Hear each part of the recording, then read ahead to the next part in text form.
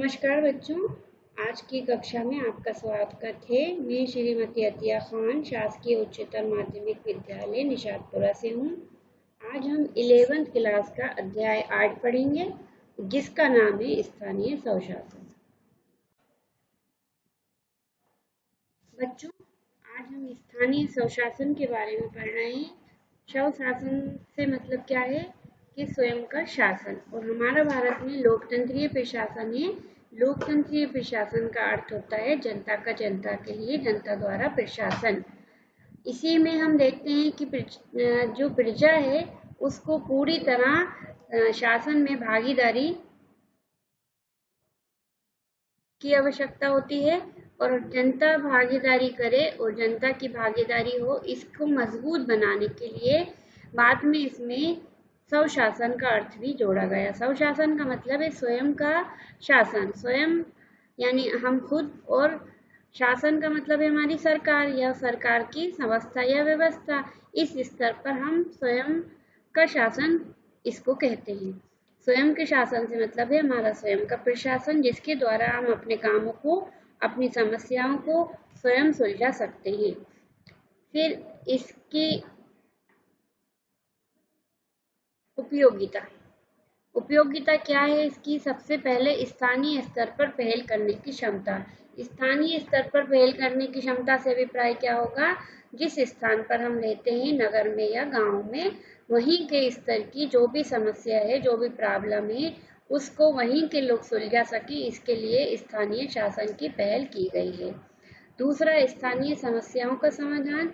जिस स्थान पर हम रहते हैं, ग्रामीण क्षेत्र में है या शहरी क्षेत्र में है, तो वहाँ की समस्याएं हम स्वयं ही समझ सकते हैं। केंद्र में या राज्य में बैठे हुए लोग उन समस्याओं को नहीं समझ पाते, इसलिए स्थानीय समस्याओं का समाधान भी स्थानीय शासन के द्वारा आसानी से किया जा सकता है। तीसरा है निरंकुशता की संभावना नहीं होती है, क्योंकि निरंकुशता इसलिए नहीं हो पाती है, जो हमारे क्षेत्र के लोग होंगे, हमारे आसपास के लोग होंगे, जो हमारी पहचान के होंगे, वही हमारे पार्षद या सरपंच या हमारे नेता बनेंगे, तो वो उनको हमारे ऊपर निरंकुशता यानी अत्याचार नहीं करेंगे, क्योंकि वो हमारे आसपास के पड़ोसी होते हैं। तो इसमें सरकार का निरंकुश होने की संभावना कम हो जाती है। चौथा है उत्तरदायित्व की भावना। उत्तरदायित्व की भावना क्यों होती है? क्योंकि वो हमारे आसपास के रहने वाले ही होते हैं, हमारे पड़ोसी हो सकते हैं, तो वो आगे के समय में उनको लगता है कि ये लोग हमारे काम के बारे में हमसे सवाल पूछ सकते हैं, हमसे जवाब मांग सकते हैं, इसलिए उनका उत्तरदायित्व है कि वो काम करें। तो इसमें उत्तरदायित्व की जो भावना का विकास होता है वो ज़्यादा होता है, क्योंकि वो हमारे ही लोग होते हैं, तो हमारे कामों को आसानी से करवाते हैं। फिर प्रजातंत्र की आधारशिला। प्रजातंत्र की आधारशिला क्यों होता है?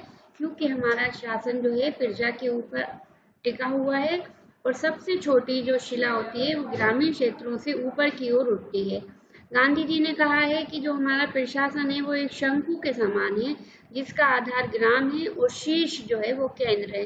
तो इस प्रकार प्रजातंत्र की जो आधारशिला होती है वो हमारा स्थानीय स्वशासन होती है। स्वशासन की अवधारणा।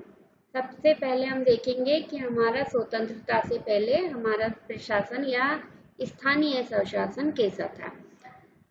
स्वतंत्रता से पहले हमारे यहाँ अंग्रेजों का प्रशासन था, और अंग्रेजों के प्रशासन के अंदर जो हमारी ग्राम पंचायतों का निर्माण किया गया था। इन ग्राम पंचायतों को बढ़ावा देने के लिए लॉर्ड रिपन ने कानून लागू किया था, जिसका नाम था ग्रामीण क्षेत्र का मॉडल, या ग्रामीण क्षेत्रों के जो मॉडल होते हैं या उनको स्थानीय शासन भी कहा गया था। इसके बाद सन 1919 के नियमों में भी ग्राम पंचायत की अवधारणा रखी गई थी, और सन 1935 के नियमों में भी ग्राम पंचायत की अवधारणा रखी गई थी। इसके बाद हमारा नीति निर्देशक तत्वों के अंदर भी इस सिद्धांतों का वर्णन है। नीति निर्देशक तत्वों के अंदर इस सिद्धांत का वर्णन क्यों रखा गया? क्योंकि हमारा संविधान का जो निर्माण हुआ था, उस संविधान के निर्माण के अंदर रखा गया था कि हम ग्रामीण क्षेत्रों में भी सरकार का निर्माण करेंगे और इन सरकार का निर्माण के लिए अनुच्छेद 40 के अंदर पंचायती राज की व्यवस्था की गई, जिसमें पंचायतों को शक्तियां प्रदान की जाएंगी और उनकी इकाइयों में स्वयं उनके कार्य करने की स्वतंत्रता उन्हें दी जाएगी। इसके बाद सन 1952 का सामुदायिक विकास कार्यक्रम। सन 1952 में सामुदायिक विकास कार्यक्रम जो चलाए गए, सन 1952 में हमारी पंचवर्षीय योजनाएं चालू हुई और इन पंचवर्षीय योजनाओं में सबसे पहले ग्राम क्षेत्र को या ग्रामीण क्षेत्र को, कृषि के क्षेत्र को रखा गया था कि सबसे पहले हमारा जो विकास है वो हम कृषि के अंदर ग्रामीण क्षेत्रों में करेंगे। इसके लिए जो पंचायती राज में व्यवस्था की गई उसमें सामुदायिक कार्यक्रम चलाए गए कि ग्राम पंचायतें बनाई जाएंगी जिनके माध्यम से वहां पर उनका विकास किया जाएगा। फिर है 1956 के अंदर बलवंत राय मेहता समिति बनाई गई, क्योंकि जो हमारे 1952 की सामुदायिक विकास कार्यक्रम थे वो पूरी तरह सफल नहीं थे और ग्रामीण क्षेत्रों पर उन कार्यक्रम को असर नहीं था, इसलिए 1956 में एक समिति बनाई गई जिसका नाम था बलवंत मेहता समिति। बलवंत मेहता समिति ने सन 1970 और 57 में अपनी रिपोर्ट पेश की थी और इस रिपोर्ट में उन्होंने कहा था पंचायत का त्रिस्तरीय ढांचा होना चाहिए, दूसरा पंचायतें निर्वाचित होना चाहिए, तीसरा पंचायत समितियों का गठन किया जाए जिनके द्वारा उन गांवों का समस्त कार्यक्रम चलाया जाए, ये अप्रत्यक्ष रूप से बनाई जाए। फिर है जिला परिषद का एक अध्यक्ष या अधिकारी होना चाहिए। जो पांचवा, जल आपूर्ति, सफाई और सड़क का रखरखाव पंचायतों के लिए अनिवार्य किया जाना चाहिए। इसके बाद 2 अक्टूबर 1949 को नेहरू जी द्वारा राजस्थान के जिले नागौर में पहली पंचायत की व्यवस्था लागू की गई थी। सन 1960 और 61 में उत्तर प्रदेश में भी पंचायती व्यवस्था लागू की गई और इसके बाद इनके ऊपर कोई ज्यादा ध्यान नहीं दिया गया। दोबारा से अशोक मेहता समिति 1949 में बनाई गई और 1949 से 1977 के बीच में कोई काम नहीं हुआ तो इस समिति का गठन किया गया। ये समिति 1977 में अशोक मेहता समिति के नाम से जानी जाती है और इन्होंने जो अपनी सिफारिशें पेश की थी उसमें था पंचायती राज का गठन 2 स्तरों में किया जाना चाहिए, पहला जिला स्तर और दूसरा मंडल स्तर। जिला स्तर जिला परिषद का गठन निर्वाचन के द्वारा होना चाहिए और ये निर्वाचन अध्यक्ष का भी होना चाहिए। जिला परिषद के अध्यक्ष गैर सरकारी व्यक्ति होना चाहिए। पंचायती राज को संवैधानिक दर्जा दिया जाना चाहिए। पंचायती राज में राजनीतिक दलों को भाग लेने की सुविधा भी दी जानी चाहिए। फिर समयबद्ध निर्वाचन हो, समयबद्ध मतलब प्रति 5 वर्ष में हमारा जो निर्वाचन होता है उसका समय निर्धारण होना चाहिए। केंद्र और जनता जो है वो इसके ऊपर पूरी नजर रखे और निर्वाचन को समय समय पर कराया जाए। इसके बाद केंद्र के अंदर उस समय जनता दल की सरकार आ गई थी, उन्होंने इस समिति के सिद्धांतों पर, सिफारिशों पर ज्यादा ध्यान नहीं दिया और पंचायत के अंदर कोई परिवर्तन नहीं हुए। सन 1991 में कांग्रेस की सरकार आई। सरकार ने 16 दिसंबर 1991 को फिर से एक प्रस्ताव लगाया। ये संवैधानिक संशोधन 72 के नाम से जाना जाता है। 72वां संवैधानिक संशोधन था।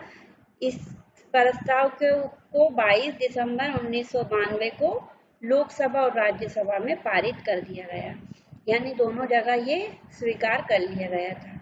इसके बाद 4 माह में राज्यों की भी पुष्टि कर दी गई, कुछ राज्यों ने भी इसे स्वीकृति दे दी थी। 20 अप्रैल 1993 को राष्ट्रपति के हस्ताक्षर हो गए और इसके बाद ये कानून बन गया। बाद में 73वें संशोधन में भी इसे लागू कर दिया गया और उसके नियम क्या थे? सबसे पहले देखिए, पंचायती राज व्यवस्था जो है वो जिला स्तर पर 3 स्तरों पर की जाएगी। 3 स्तरों पर यानी त्रिस्तरीय परियोजना बनाई जाएगी। जिला पंचायत सबसे पहले क्या आता है पंचायत में? ग्राम पंचायत।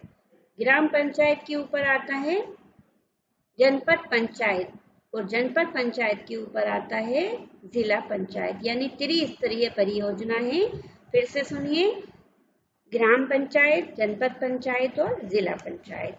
इसके बाद इस परिषद को बनाने के लिए आरक्षण व्यवस्था रखी गई है, जिसमें एससी, एसटी और महिलाओं को रखा गया है। एससी, एसटी के साथ साथ महिला आरक्षण 1/3 रखा गया है। फिर इसका कार्यकाल 5 वर्ष का रखा गया, और 5 वर्ष में इससे पहले कभी समाप्त होती है तो 6 महीने की अवधि में इसके चुनाव यानी निर्वाचन कराए जाएं। इसके लिए फिर एक वित्तीय समिति का गठन किया गया जाए, जो उनके ऊपर वर्ष भर में खर्च और आने की आय है, आय पे और व्यय पे, यानी खर्च पे और आय पे पूरा ध्यान रखे कि क्या क्या उनके खर्च हो रहे हैं और कितना उनके पास पैसा आ रहा है। इसके साथ पंचायत के लिए 29 विषय रखे गए, जिसका अधिकार पंचायतों को दे दिया गया।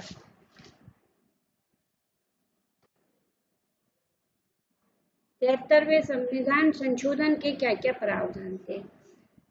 सबसे पहले जिले में ग्राम पंचायत होगी। ग्राम पंचायत का अभिप्राय आप जानते ही हो, एक पंचायत का जो गठन होता है वो ग्राम स्तर पर होता है, और ग्राम पंचायत के लिए जो व्यक्ति होते हैं वो उसी क्षेत्र से चुने जाते हैं। फिर मध्यवर्ती स्तर पर जनपद पंचायत होगी। जनपद पंचायत कुछ ग्रामों को मिलाकर या ब्लॉक स्तर पर बनाई जाती है, ब्लॉक यानी विकास खंड। तीसरा उच्च स्तर जो है वो जिला पंचायत होगी। जिला पंचायत प्रत्येक जिले के अंदर होती है, और ये समस्त जिले के ऊपर अपना अधिकार चलाती है या अपने देखरेख के अनुसार कार्यों का संचालन कराती है। सभी स्तरों पर चुनाव वयस्क मताधिकार द्वारा कराए जाएंगे। अनुसूचित जाति, जनजाति, पिछड़ा वर्ग को आरक्षण है, और महिलाओं को भी 1/3 आरक्षण दिया गया है, और 5 वर्ष का इसका कार्यकाल होगा। अब है पंचायती राज व्यवस्था में हम देखेंगे ग्राम पंचायत। ग्राम पंचायत प्रत्येक 5000 की जनसंख्या के ऊपर निर्माण की जाती है। एक ग्राम पंचायत में यदि 5000 व्यक्ति नहीं है तो 2 या 3 गांवों को मिलाकर ग्राम पंचायत का निर्माण करा दिया जाता है।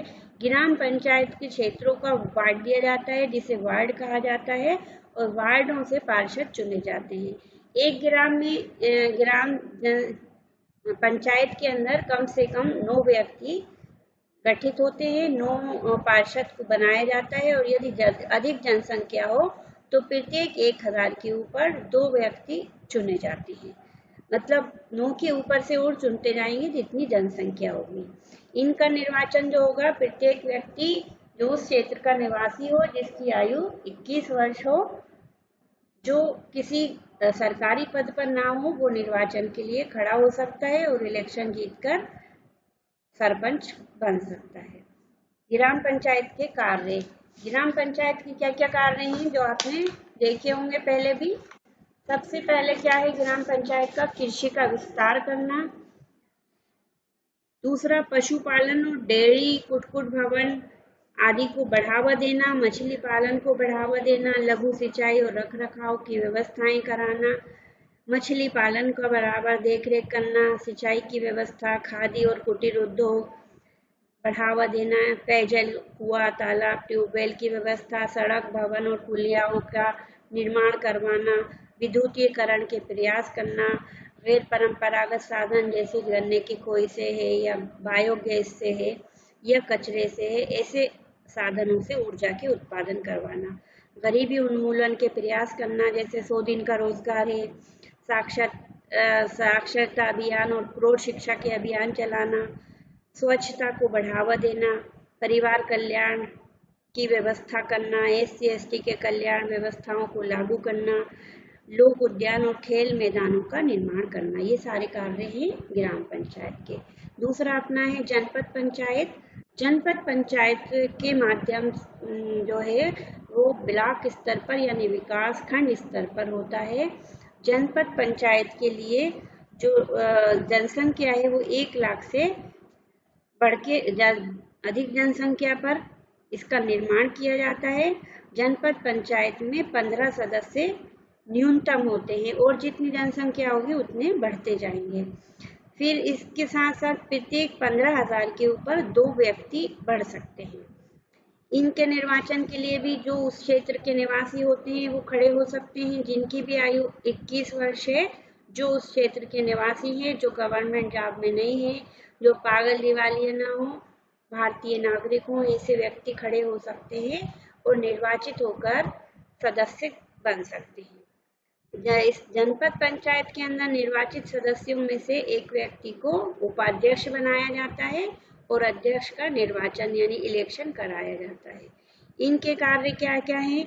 सबसे पहले मिट्टी सुधार, बागवानी की व्यवस्थाएं करना, महिला और बाल विकास के ऊपर जोर देना, कमजोर वर्गों के लिए कार्यों को संचालित करवाना, सहकारी आंदोलन चलाकर लोगों को उद्योग और व्यवसाय में लगाना, कृषि कार्यों का विस्तार करवाना, कुक्कुट पालन, पशुपालन का विस्तार करवाना, मछली पालन को बढ़ावा देने की व्यवस्थाएं करना, सिंचाई की व्यवस्था देखना, खादी और कुटीर उद्योगों को बढ़ावा देने के कार्यक्रम चलाना, पेयजल और कुएं तालाब ट्यूबवेल की व्यवस्थाओं को देखना, विद्युतीकरण के जो प्रयास हो रहे हैं उनके ऊपर अपने कार्यक्रमों को ग्रामीण क्षेत्रों में लागू करवाना, गरीबी उन्मूलन के कार्यक्रमों पर जोर देना, स्वच्छता को बढ़ावा देने का प्रयास करना, परिवार कल्याण और SC/ST कल्याण विभाग के जो शासन के नियम है उनके अनुसार उनको सुविधाएं उपलब्ध करवाना, अतः लोक आधार पर खेल और पंच के मैदान का निर्माण भी करवाना तथा खेलों का संचालन भी करवाना। तीसरा स्तर है हमारा जिला पंचायत। जिला पंचायत जो है वो जिला स्तर के ऊपर निर्माण होती है। जिला पंचायत के निर्माण के लिए जो सदस्य चुने जाते हैं, जिसकी भी आयु 21 वर्ष से ऊपर हो, वे व्यक्ति खड़ा हो सकता है और उस निर्वाचित होकर जिला पंचायत के अंदर निर्वाचित सदस्यों में चुना जा सकता है। जिला पंचायत का गठन जो है वो 1 लाख से ऊपर की जनसंख्या पर या जिला स्तर पर होता है। इसमें कम से कम 10 और ज्यादा से ज्यादा 35 सदस्य हो सकते हैं। इसके अंदर पंचायत जो अध्यक्ष होता है उसका चुनाव होता है और उपाध्यक्ष को निर्वाचित सदस्य अपने में से ही चुनते हैं। इनका जो निर्वाचन है वो भी कितने साल के लिए होता है? 5 वर्ष के लिए। तीनों स्तरों का चुनाव 5 वर्ष के लिए होता है। यदि उससे पहले उनको खत्म कर दिया जाता है कार्यकाल तो 6 महीने की अवधि में दोबारा इलेक्शन करा लिए जाते हैं। फिर इसके साथ निर्वाचन होने के बाद ये सदस्य जब चुना जाते हैं तो इनको कार्य के लिए एकत्रित जिला स्तर पर होना पड़ता है। इन जिला स्तरों पर इनकी बैठकें होती हैं और बैठकों के अंदर वो अपने कार्यों के संबंधित समीक्षा करते हैं और ये पूरी समीक्षा किसकी होती है?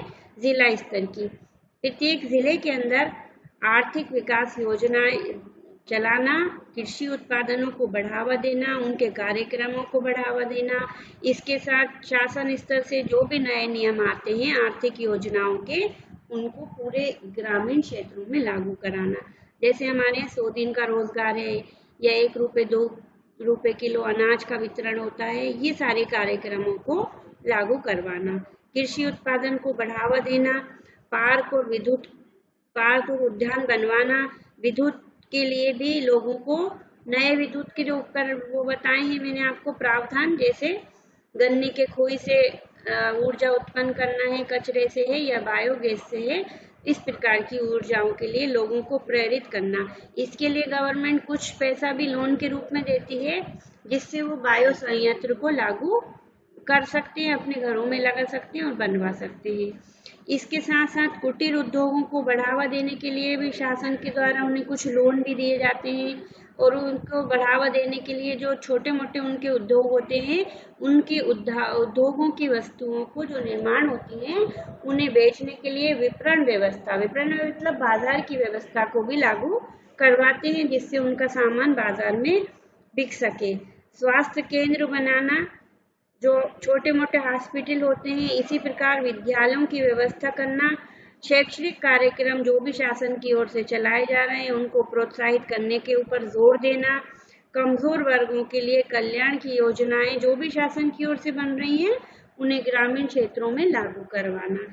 इसके बाद समाज सुधार के कार्यक्रम करना।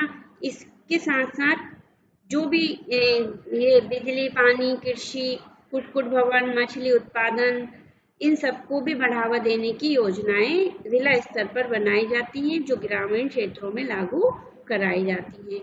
इसके साथ साथ लघु सिंचाई के लिए, रख रखाव के लिए छोटे छोटे तालाबों का निर्माण होने लगा है आजकल, जिनसे हमारा पानी संचय करके हम रोक भी सकते हैं उन्हें, और उनसे हमारे क्षेत्र की सिंचाई भी की जा सकती है। इसी प्रकार कुएं, तालाब, ट्यूबवेल की व्यवस्थाओं की देखरेख करना, सड़क, भवन और कुड़िया के संचार के लिए ग्रामीण और ग्राम पंचायत और जनपद पंचायत को राशि भी उपलब्ध कराते हैं, जिससे कि वो अपने कार्यों का संचालन करा सकें। इसके साथ साथ इनकी स्वच्छता को बढ़ावा देने के लिए, परिवार कल्याण को बढ़ावा देने के लिए कार्यक्रम चलाना, साक्षरता और प्रौढ़ शिक्षा के कार्यक्रम चलाना, और उसके साथ साथ जो जो शासन की कार्य योजनाएं चलाई जाती हैं उन सबको संचालित करना। इसी के साथ आपको एक चीज और बताना चाहती हूँ बेटा कि इनको जो पैसा मिलता है वो तो गवर्नमेंट से मिलता ही है, लेकिन ग्राम पंचायत, जनपद पंचायत और जिला पंचायत में कर या टैक्स लगाकर, जैसे आप जमीन का लगान देते हैं, सड़क का रोड टैक्स देते हैं, मकान का टैक्स देते हैं, इनसे जो टैक्स का पैसा आता है वो सब इनकी आय का साधन होता है, जिन्हें वो विभिन्न कार्यों पर खर्च करते हैं। और इन आय के साधनों में हम विभिन्न प्रकार के टैक्स भी देते हैं, जैसे सेल टैक्स देते हैं और दूसरे प्रत्यक्ष और अप्रत्यक्ष 2 प्रकार के टैक्स देते हैं, तो उनके माध्यम से भी इनके पास पैसा आता है। धन्यवाद बेटा। अब कुछ क्वेश्चन बोलना चाहती हूँ जिन्हें आप बच्चों कुछ क्वेश्चन आपको दे रही हूँ जिन्हें आपको करना है। पहला है स्थानीय स्वशासन किसे कहते हैं। दूसरा है शासन की सबसे छोटी इकाई कौन सी है। फिर तीसरा, सरपंच का चुनाव कितने वर्ष के लिए होता है। चौथा, सर्वप्रथम पंचायती राज कहाँ स्थापित हुआ था। पांचवा है बलवंत मेहता समिति का गठन कब हुआ। बच्चों एक बार फिर से बता रही हूँ, आज हमने पढ़ा स्थानीय स्वशासन, और इस स्थानीय स्वशासन में हम ग्राम पंचायत के विषय में पढ़ा है। शायद आपको ध्यान हो, ग्राम पंचायत मतलब हमारा स्थानीय स्वशासन है।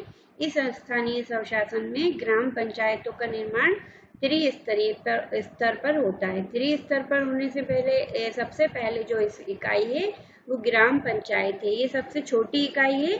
इसके ऊपर जनपद पंचायत होता है और उसके ऊपर जिला पंचायत होता है। इसमें तीनों के काम सेम होते हैं, थोड़ा थोड़ा ऊपर बढ़ता जाता है। जो ग्राम पंचायत काम करता है उससे थोड़ा ज्यादा जनपद पंचायत में होता है और उससे थोड़ा ऊपर उठ के जिला पंचायत में होता है। इसी प्रकार मैंने आपको बताया कि इनके आय के साधन जो है कर और टैक्स हैं, जो वो उन्हीं क्षेत्रों से लगान लगाकर लेते हैं और उनको खर्च करते हैं, और कुछ पैसा उन्हें शासन भी अनुदान के रूप में देता है, जिसके प्रकार से वो कार्य करते हैं। और इसमें जो हम अपने सरपंच को या जनपद सदस्यों को या जिला अध्यक्ष को चुनते हैं, वो हमारे क्षेत्र में हमारे लिए कार्य करते हैं, क्योंकि वो हमारे में से ही होते हैं, इसलिए हमारी समस्याओं को समझ सकते हैं। केंद्र में बैठा हुआ वो व्यक्ति या राज्य में बैठा हुआ उस समस्या को नहीं समझेगा जो हमारे क्षेत्र का व्यक्ति समझता है। इसलिए हमें उनको समस्याओं को सुलझाने के लिए स्थानीय लोगों की आवश्यकता होती है और हम उनको चुन लेते हैं। दूसरा क्या होता है कि वो हम में से ही होते हैं, तो हमारे कार्यों को अच्छे ढंग से करा सकते हैं। तीसरा, प्रजातंत्र के लिए सबसे पहली जो आधारशिला है वो हमारा ग्रामीण क्षेत्र है। इससे ऊपर हम उठते जाएंगे तो नगर निगम होते हैं, उसके बाद लोकसभा होती है और फिर केंद्र का शासन होता है। इसलिए प्रजातंत्र की जो सबसे छोटी इकाई है, जिसे हम सबसे नीचे लेवल का समझेंगे, जिस पर हमारा पूरा प्रजातंत्र टिका होता है, वो ग्राम पंचायत है या ग्राम की इकाई है। ठीक है, उम्मीद है आपको समझ में आ गया होगा बेटा, और नहीं आए तो फिर अगली बार कभी मिलेंगे तो हम बताएंगे।